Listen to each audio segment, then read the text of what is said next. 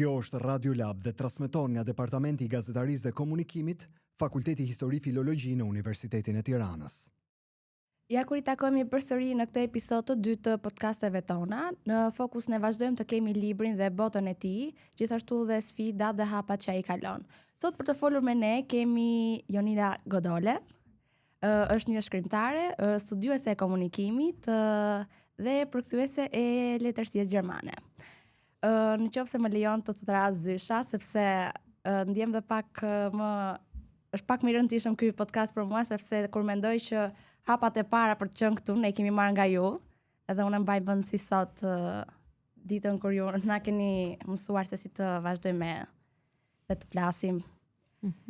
Faleminderit që erdhët. Faleminderit shumë për ftesën. Dhe shpresoj që pëlqej edhe kjo bisedë dhe shumë faleminderit. Shpresoj të pëlqej edhe studioja jonë edhe kjo bisedë që ne do të kemi. Atëherë Zysha, unë doja të filloj me një pyetje. Nga përvoja juaj, cila është sfida më e madhe që përballet sot libri dhe letërsia shqiptare?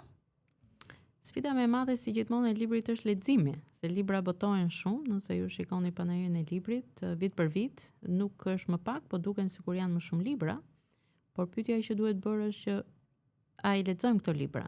A I lexon brezi I ri këto libra? Pra, a lexohet ose cilat janë format e leximit? A lexohet libri në letër, libri shtypur, apo lexoni në formate të tjera, në audio, po themi në Audible për shembull, unë për vete lexoj shumë, një pjesë shumë të madhe të librave I lexoj, po një pjesë të librave I dëgjoj.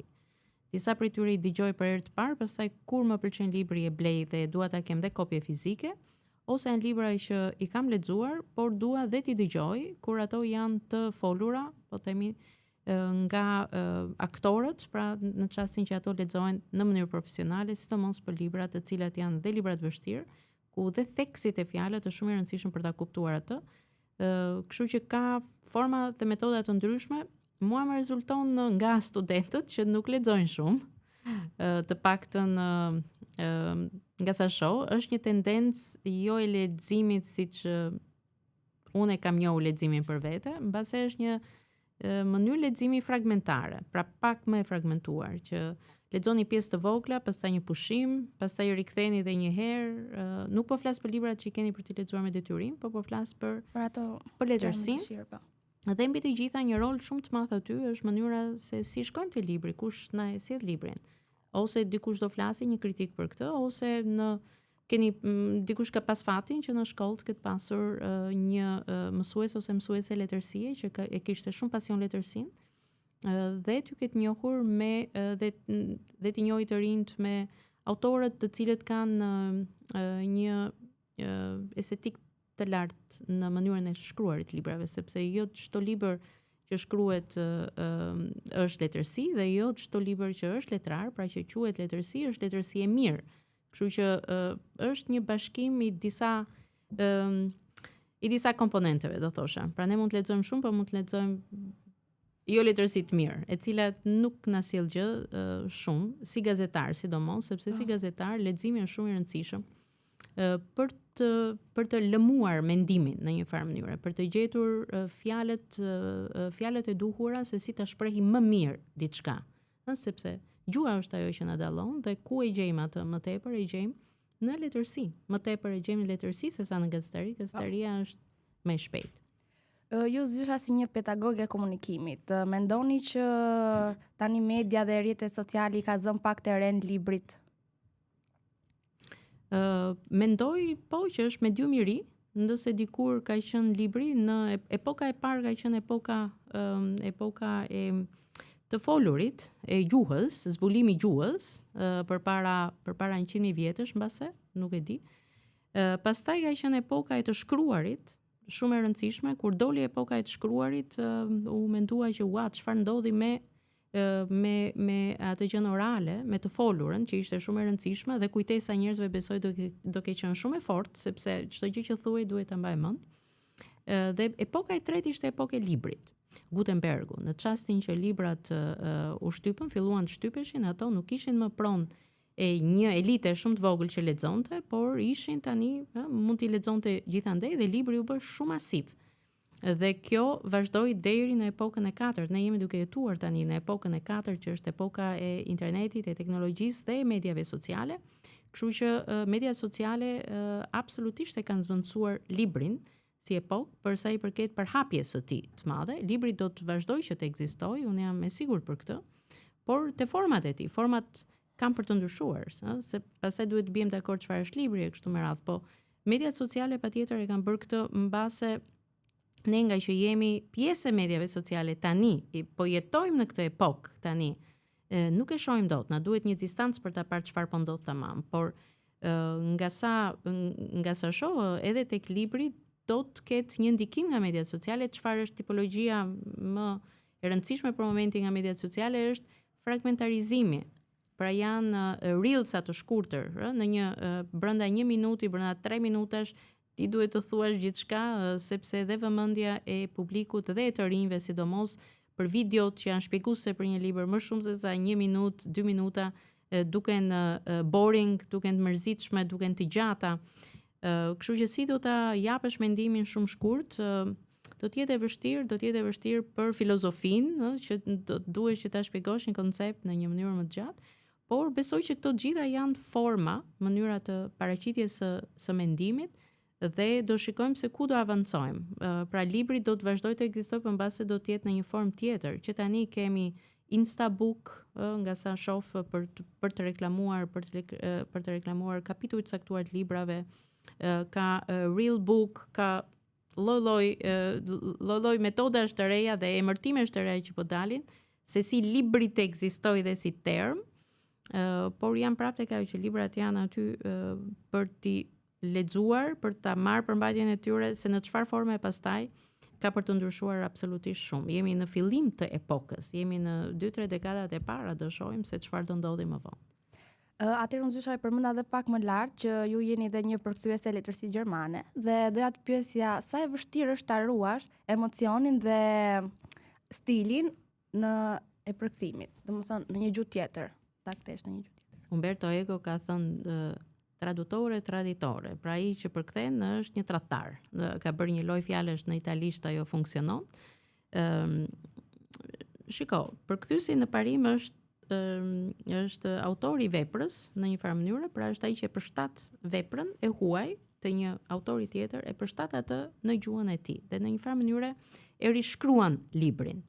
Pra nuk është thjesht përkthyes, është një autor që e sjell atë libër, nëse është i përkthyer mirë, e sjell atë libër në kontekstin në mënyrë që të kuptohet.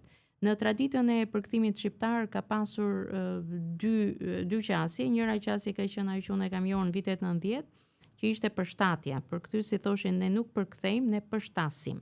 Pra atë gjën që është pak më filozofike, që ne s'kemi terma, e marrim e përshtasim e bëjmë për tregun ton shqiptar që ta kuptoj, për lexuesin shqiptar.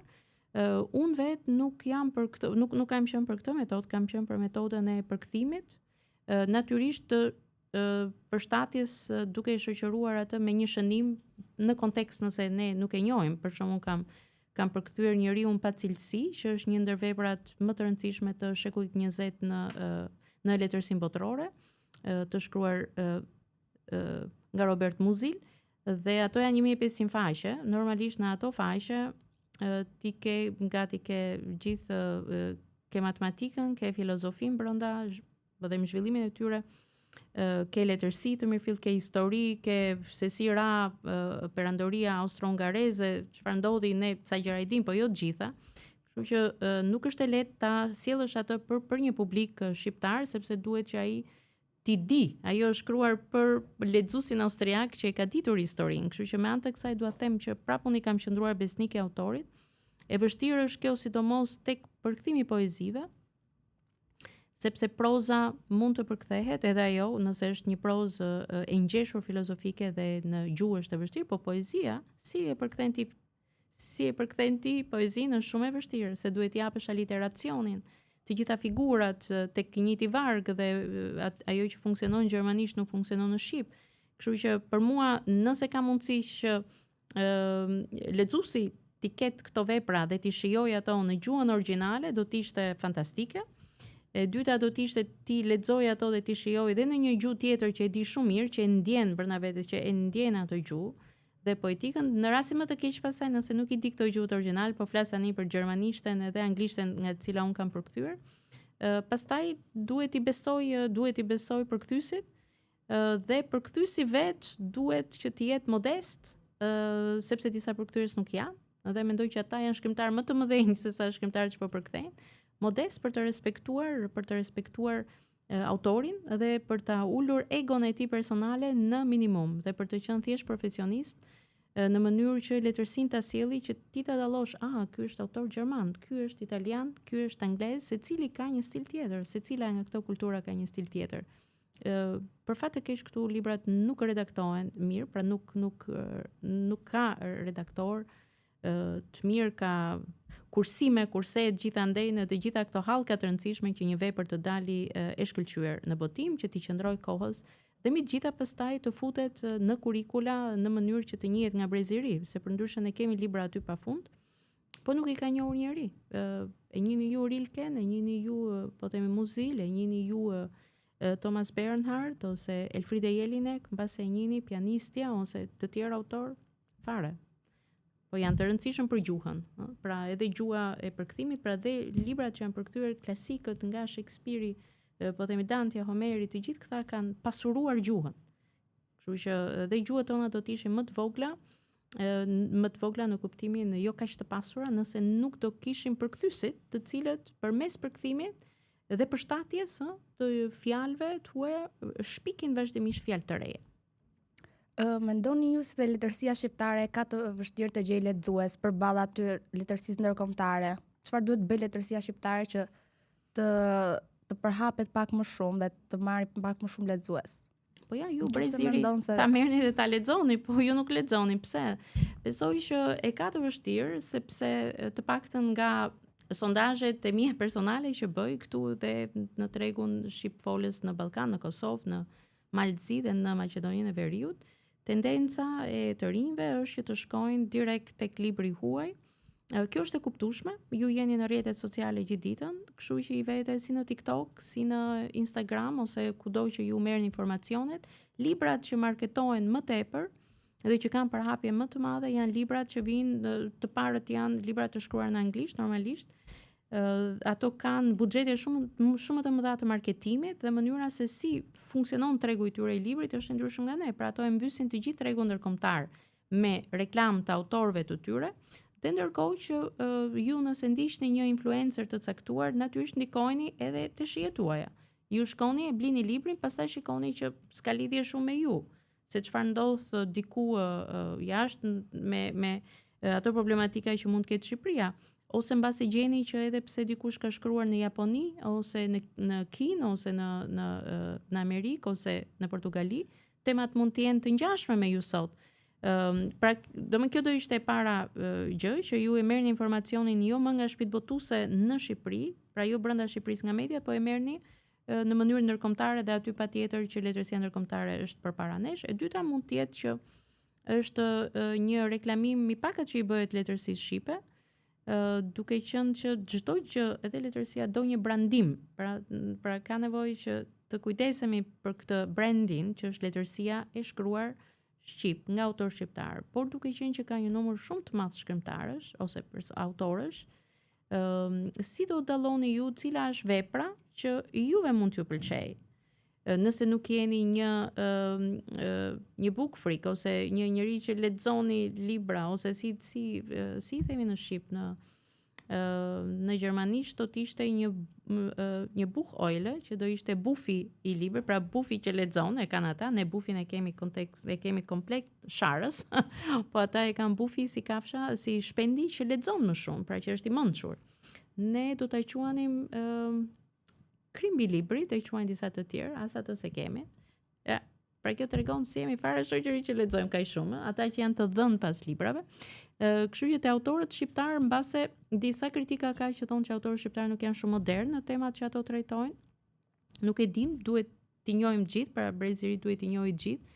Natyrisht qasja e parë bëhet në shkollë, patjetër te ora e letërsisë, pastaj kush ka fat në familje, tek bibliotekat e veta, por edhe tek një kulturë që e mbështet librin cilësor, estetikën e librit, mendimin dhe në një kohë ku gjithçka marketohet sot, pastaj rreziku është që kushdo që shkruan një libër dhe mundet të bëjë një marketim shumë të mirë, mund të jetë një person i njohur, mund të ketë shumë followersa, pra shumë ndjekësa, dhe secili pastaj mund të flasë që ky është libri më i mirë, kështu që nuk di çfarë them se ku jemi në letërsinë shqipe, po që kemi autor të mirë në që shkruajnë shqip kemi, dhe që kanë mendime edhe vlera estetike, dhe që nuk është ndryshe, pra nuk ka ndonjë dallim nga kolegët e tyre që janë në perëndim, por duhet që dikush të shkojë aty dhe ta tërheqë librin shqip, dhe më duket që libri shqip është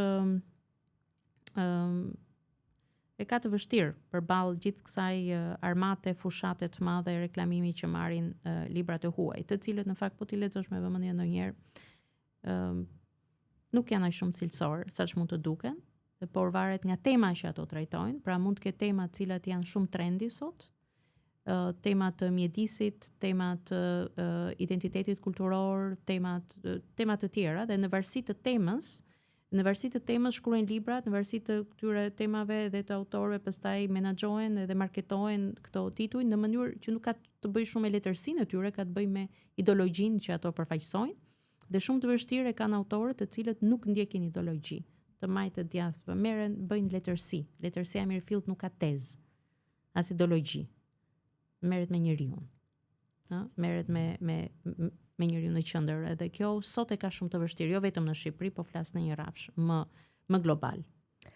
Libri juaj më i fundit është Manual Rrëzimi. Çfarë ju bëri, domethënë flet për postin e Enver Hoxhës dhe momentin kur ai ra.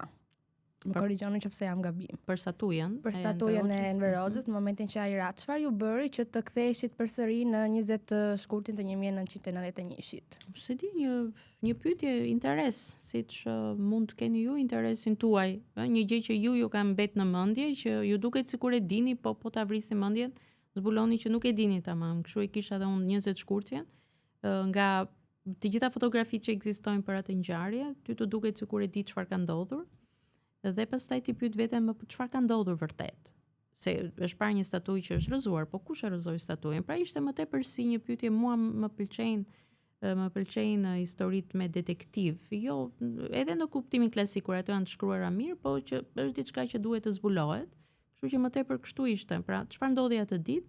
Kush e rrëzoi statujen në fundit? Sepse në këto që nga viti 2014 që unë drejtoj Institutin për Demokraci, Media dhe Kulturë dhe merrem shumë me kujtesën tonë në lidhje me 45 vite diktaturë, kam takuar mbi 10 persona që më kanë thënë, zonja Godole, unë isha aty, unë jam ai që e hodhi litarin, unë e tërhoqa, unë isha aty kur u nda koka nga trupi, unë, dhe secili më sillte nga një foto, tek fotoja ishin mijëra njerëz dhe ato thoshin unë jam ky.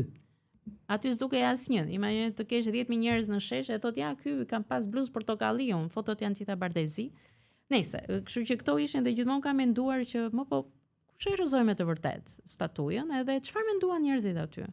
Dhe pse kishin vajt në shesh. Dhe pastaj kështu, duke investiguar, duke kërkuar, lodha shumë materiale, po tani nga mbledhja e materialeve pastaj ta bësh letërsi, nuk është e njëjta gjë, se letërsia s'ka më lidhje, se ashtu do ishte një libër studimor.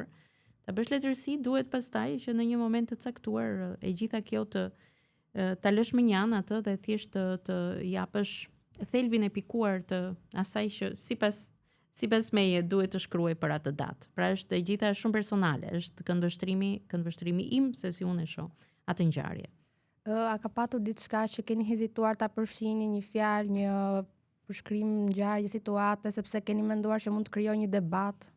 Ka pasur, patjetër ka pasur, unë kisha në dispozicion mbi 1500 dokumenta, foto, shumë dokumenta dhe dokumentat të sigurimit të shërbimit sekret atëherë, kështu që ka aty edhe persona që janë të njohur, kështu që problemi ishte kur ti shkruan letërsi, sepse thash nuk është libër studimor, çfarë do përfshirësh dhe çfarë do të lësh aty. Kështu që nuk doja të merresha me emra, se unë doja të shkruaja një roman, nuk doja që të shkruaja për biografitë e X-it dhe të Y-it, cilat mirë do ishte dhe ato të njiheshin në fakt, po nuk ishte misioni i këtij libri, kështu që më e vështirë ishte çfarë do bëja me këto dokumenta, që kisha kaq shumë. Disa prej tyre ishin kaq qesharak, disa të tjerë ishin kaq të tmerrshëm, disa ishin sa që do kthej gjithë libri në një libër me anekdota dhe vështirësia aty është kur ti ke shumë fakte dhe kë do lësh jashtë, jo ti futesh gjithë aty brenda. Kështu që kam lënë shumë gjëra jashtë, kam lënë shumë batuta. Batuta në dokumentat e sigurimit për shembull ishte një që shkonte ja po them një batut, që s'mund ta vjen libër se do ishte qesharake. Ishte vërtet, e shkruar te dokumenti i sigurimit ishte dikush që ishte spion në një farë mënyrë, ishte agent, ishte punonjës i sigurimit me pseudonimin Lingona, që ishte në një fabrik, dhe dëgjonte se çfarë thoshin punëtorët, edhe në turnin e tretë punëtorët bisedonin me njëri tjetrin. Po bëj fjalë kishte vdekur Enver Hoxha, pra diktatori nuk jetonte më dhe bëj fjalë në secili nga qytetet do ngrihej nga një statuj atëherë, dhe kishin vajtur, i kishin pyetur, kishin vajtur në Gjirokastër. Ata ishin duke bërë gallat mbase punëtorët, flisin me njëri tjetrin, ky i dëgjonte, ata nuk e dinin mbase që ky ishte bashkëpunëtori i sigurimit. Edhe njëri tregonte, vajte në Gjirokastër dhe i pyetën, si e doni Enverin tuaj që t'ua bëjmë? Të bukur, siç ishte 20 vjeç, të bukur me vetulla, me faqe, e duam një burr të bukur. Vajte në Vlorë, këta gjithë punëtorët qeshtin, ai grupi. Vajte në Vlorë, ata thanë, duam të fortë, duam një Enver me fytyrë, ishte i fortë, ishte jashtë, ishte luftëtar, e donin një Enver heroik. Vajte në Korçë, ata e donin elegant, se ishte mësues e kështu, dhe vajte në Shkodër. Thot ai, këto ishin të gjitha të shkruar tek raporti, dhe i thanë, po jo si e doni Enver Hoxha. Dhe shkodran të përgjigjen, bëni si doni, vetëm të gjallë, mos na e bëni, mos na e sillni gjallë. Tani këto janë batuta, duke i lexuar këto ti thua, po ti fus sa gjëra të tilla se janë kaq të bukura, se kishte pafund nga këto gjëra që i gjeje në dokumenta. Po normalisht nuk mund ta fusësh se s'është letërsi. Po, okay, kështu që vështirësia është kur ti ke shumë dokumenta dhe çfarë do lësh jashtë. Po një informacion që të mos duket qesharak. Një informacion që mund t'ju ketë tronditur pak ose se keni pritur që mund të jeni habitur pak. Po, ka qenë, do me thënë, për të tronditur, nuk mund ta them se jam duke qenë që jam marrë shumë e këtë temë, po ta kisha shkruar në fillim, do isha me tronditur, se atëherë kur kam zbuluar dokumentat e para nga viti 2012-2013 që kam filluar të merrem me temën, atëherë jam tronditur patjetër, njerëz që ti një respekton, i fton, janë gjitha panelet e pastaj lexon që kanë qenë bashkëpunëtorë sigurimi dhe çka kanë bërë, dhe tani dalin aty edhe dhe ti e shikon atë përballë. Kjo ka qenë shumë tronditje, çfarë do t'i thuash ti personi? Kurse tani nuk e kam me këtë tronditje sepse këto biografi i njoh, por tronditjet kanë qenë aty me letrat që vinin nga populli. Ditën që është rrëzuar statuja, letrat kanë vazhduar për disa javë të vinin, telegrame, disa ishin dukeshin komplet të shkruar mbase nga komiteti i partisë së rrethit, se ishin gjimnazistë që shkruanin, gati dhe edukatore kopshi, pra normalisht ato nuk shkruanin, këto ishin gjithë të bërë. Por kishte punonjës, kishte njerëz, të vërtet që ishin që qanin, ata thoshin, jemi mbledhur po vajtojmë, sepse sot të rast statuja, nesër do bjeri regjimi dhe do vinë armiq tani ne morën fund. Kaq shumë të indoktrinuar ishin, kaq shumë brainwashed, i shprar komplet truri nga propaganda. Dhe aty pastaj rastësisht gjej një letër të firmosur, ishte me dorë, nga 14 antar të familjes në qytetin që un kam jetuar, në Sarand, dhe nga zona. Dhe njifja dy që ishin aty, njërin e kisha pas në klasë, ngela, nuk ishte tronditje, po ti thua siç duket dikush nga familja kishte bërë një letër që thoshte ne jemi këtu, jemi me partinë, do të jemi deri në vdekje dhe ja po firmosim, dhe ishin deri te fëmijët e vegjël, që kishin vendosur emrat. Kështu që ti thua 45 vite dhe njerëzit me të vërtet kishin besuar gjithçka çfarë ishte thënë aty. Kështu që kjo ishte tronditja më e madhe. Në vend që një pjesë e madhe e tyre ta shikonin si çlirim, ata e shikonin sikur tani ne do pushtoheshim. Pra ishte tmerr i madh dhe i thoshin Ramiz Alis, ti duhet nëse ju nuk i vrisni këta, nuk i varni aty në shesh këta që odhen statuën, do vim ne të gjithë, do rrëmbejmë armët edhe do i vrasim të gjithë. Ti shikoje dhe thoshe që si ka mundësi një popull i robëruar për 45 vite të jetë kaq kaq indoktrinuar në një farë mënyre. Natyrisht ka pasur edhe letra të tjera mbase, po këto nuk ishin fokusi im, letra të cilat e përqafonin pluralizmin që erdhën më vonë, po unë jam marrë me pjesën çdo dokumenti që lidhej me rënien e statujës. Edhe më përpara, në fakt, me gjitha dokumentet që nga vdekja e diktatorit, pasi më ka interesuar dhe ajo që si u vendos që të ngrihej piramida, që ishte muzeu i Enver Hoxhës, sa konkurse u bën për të zgjedhur, po themi, shtatoren që quhej përmendoria ose statuja e Enver Hoxhës, u bën shumë konkurse. Sa fitoi, pra kush ishte honorari për çdo autor, çfarë u skualifikuar, pra kishte mjaft gjëra të rëndësishme për të parë se si krijohet një mit, si ngrihet miti i një udhëheqësi pas vdekjes së tij, në mënyrë që ai të qëndrojë gjithmonë gjallë. Dhe pyetja që të bëj unë tani është që mirë, statuja ra atë ditë edhe ju e dini se e kemi parë.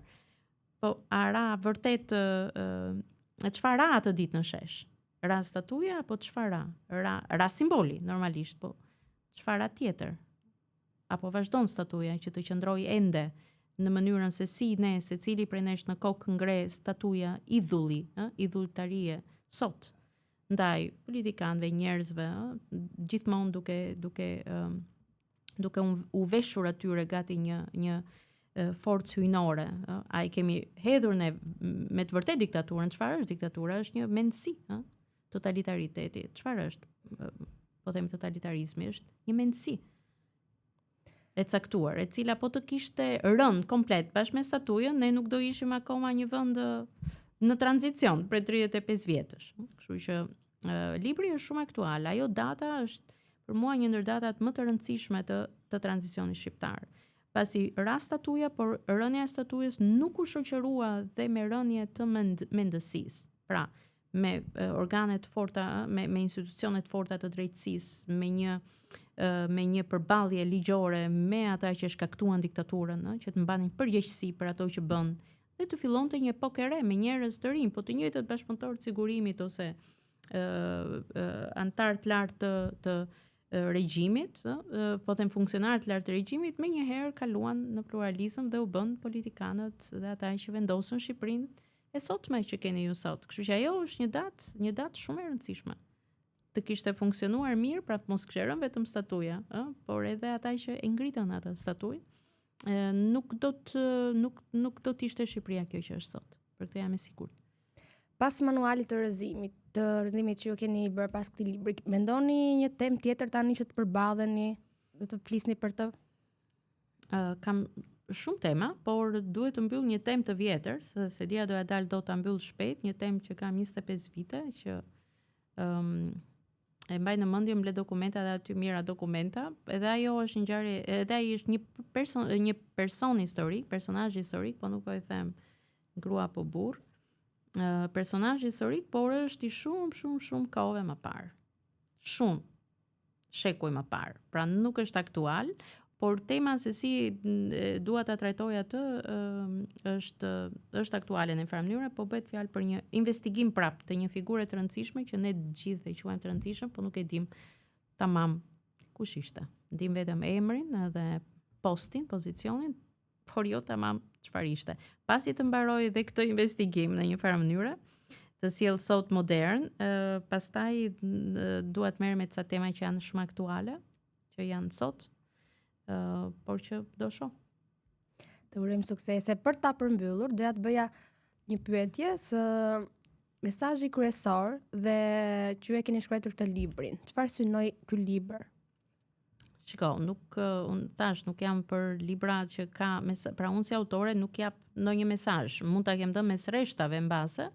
Mesazhi im është që thjesht lexojeni librin, mos se paragjykoni, duke njohur autorin, duke thënë që i dim se çfarë do shkruaj Jonila, dhe thjesht përjetojeni. Mesazhi im është romani duhet të ketë vlerën estetike, duhet të jetë argëtues në mënyrën si shkruan një autor, mua më pëlqejnë librat inteligjent, që lexuesi duhet t'i gjejë ato piketat ose si çelësa të fshehtë që unë i kam futur në tekst, dhe ti duhet ta lexosh që në fund fare ta kuptosh tamam se çfarë ka ndodhur aty. Kaq, kjo është kënaqësia, mesazhi im kjo ishte.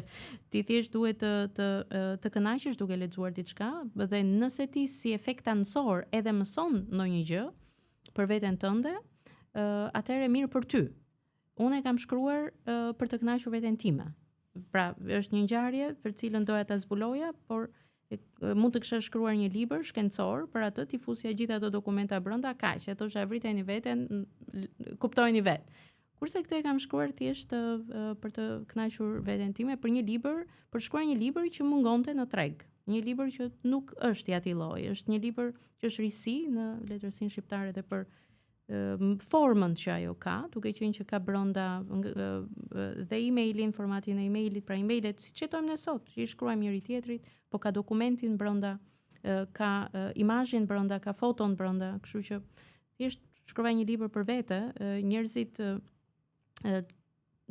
fati i madh për mua si autore është do të ishte vetëm nëse një lexues lexon dhe pastaj ai reflekton, mbase jo fare për temën, po për veten e vet dhe për diçka tjetër, e cila kjo temë i krijon një asociacion në mendje dhe e bën ato që të heci pak më thellë në njohjen e vetvetes. Për këtë lexojmë një tjetër. E lexojmë një tjetër jo sepse duam ta lexojmë një tjetër, po sepse duam të njohim veten. Gjithçka që ne bëjmë në këtë jetë është e lidhur me veten, të paktën leximi si një akt individual, intelektual, që ti të njohësh pak më shumë vetveten. Kështu që nëse unë ja dal me lexuesit e mi, sidomos me lexuesit e rinj që e kam shumë në fokus, kjo do ishte për mua fitore. Thjesht spavituni edhe nëse ecni 1 centimetër më tej tek njohja e vetes, kam fituar. Shumë faleminderit Zysha për këtë bisedë të këndshme dhe të ngrohtë që na dhurove dhe për që ndave eksperiencën tënde. Ne të urojmë shumë suksese me librat e tu që do të zbulojmë, që do na shkruash për ne. Atëherë faleminderit edhe ju që na keni ndjekur. Ne bashkë do të shihemi në episodin e radhës për të podcastit ton, kur do të vazhdojmë të flasim për librin dhe për botën e tij. Mos harroni ta bëni një like dhe një subscribe.